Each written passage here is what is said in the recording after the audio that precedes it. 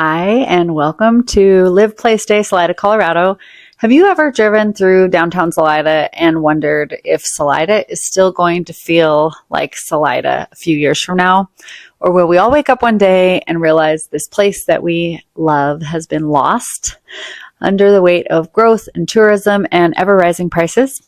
So today we're going to talk about that tension, what's changing, what people are doing about it, and whether or not Salida can keep its soul. My name is Jessica Chariton, and I'm a Chaffee County real estate agent, and welcome to my channel.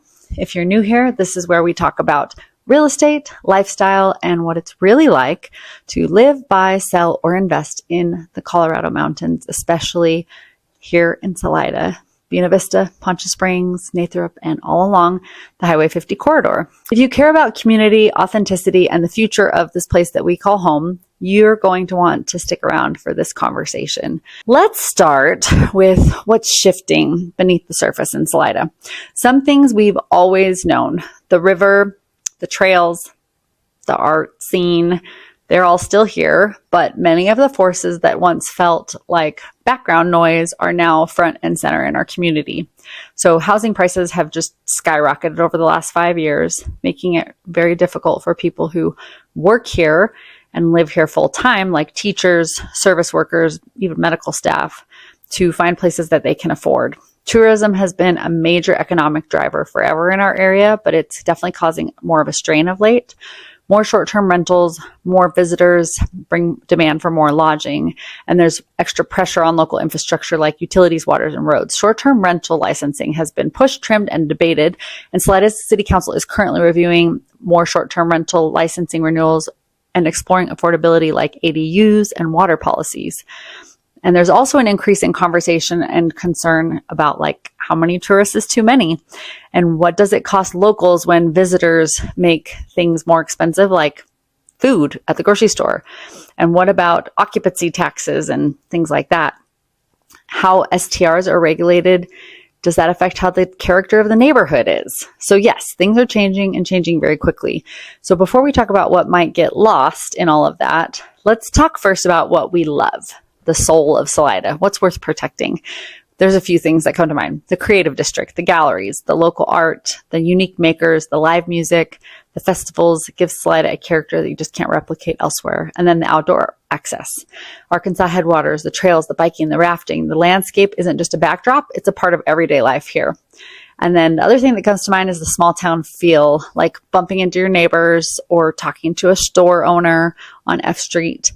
The history and the architecture, the charming buildings, the small local businesses, it all feels very real all of the time, and that's part of what makes it home. And these are things that growth and development can eventually crowd out or dilute if we're not careful. So now let's talk about what threatens our area when this growth is mismanaged. There's an affordability crisis for sure. Housing prices are on the rise, and locals can definitely get priced out, and schools and local employers can struggle to hire because people can't find housing to keep working here. STR licensing is a big deal. So when more homes are used for tourists rather than locals, the supply of long-term housing drops. So mixed zoning, regulation, licensing costs, occupancy taxes, all of that can shift how STRs can stay active and work. And we already saw Salida licenses dropping over 22% when these fees and regulations increased, but that doesn't like give the whole picture and fix everything. So we've got to think about that and have more conversations about how to make that work. Now, water issues are the next thing on the agenda, and are signs that that infrastructure is being highly taxed. And so that's a big deal. And then there's things like business taxes, where we have to be concerned with these small community-owned businesses getting pushed out by like bigger stores and chains, and we need to watch those types of things. The last thing, of course, is nature. Most people love Salida because of its natural beauty, and that needs protection as we have a lot more people coming to the area and using everything. We're not just all sitting back. There are definitely policies and conversations in motion. The council work session that began to review affordable housing and the water policy recently, the city council session, shows that we are looking for ways to respond. We just don't have all the answers and things all straightened out yet. So we need to keep talking, keep communicating, and get that figured out. And discussions about ADUs as a way to increase affordable housing options without increasing massive development in the area, That's actually a really important conversation. There are state grants and funding opportunities that need to be explored, and we need to survey the community. So we need to do polls and surveys and ask community members. And we need to, of course, do all of this sustainably. So as a community member, you can look for things to invest in, advocate for, support. Affordable housing is definitely one of those.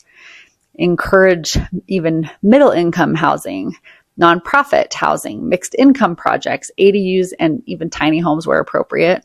Zoning reforms are important. We need to have more flexibility around multifamily housing, townhomes, and duplexes. Water supply, wastewater, public transit, all of those things go into growth of an area. So we need to really dig into those topics and see how that works in making our community flow better so that we can have what we need to have downtown and just as town is growing bigger. Engaging the community in these growth discussions with surveys, open council meetings, community visioning like Envision Chaffee County, give people a voice about what kind of growth is acceptable and even desired. So if you care about this and about keeping Salida real, Salida keeping its soul, as I said at the beginning of the video, I want to encourage you to comment below, go speak up at city council meetings, send emails, and talk to your city council members outside of their meetings and try to understand the policies and procedures that are in place. Also understand them so that you can be part of speaking up for solutions. If you're buying property in Salida or looking to move here, look beyond just the house that you want. You want to look at neighborhoods and zoning and how things are being changed or adjusted in that area, because it's going to shape your home's value and your whole experience of the area. So yes, we're having some of our challenges, our growing pains, but Salida always still has creativity and heart and people who care. And I think whether or not this town loses its soul depends a lot less on luck and more on the choices that we make right now. Speak up, give public comment, write editorials, write letters. Like, we need to keep the conversation going so that Salida keeps its soul and stays something that all of us love to be a part of. That's all for now. Thanks for joining this somewhat difficult conversation. Live, play, stay Salida, Colorado. This is Jessica Chariton. Until next time.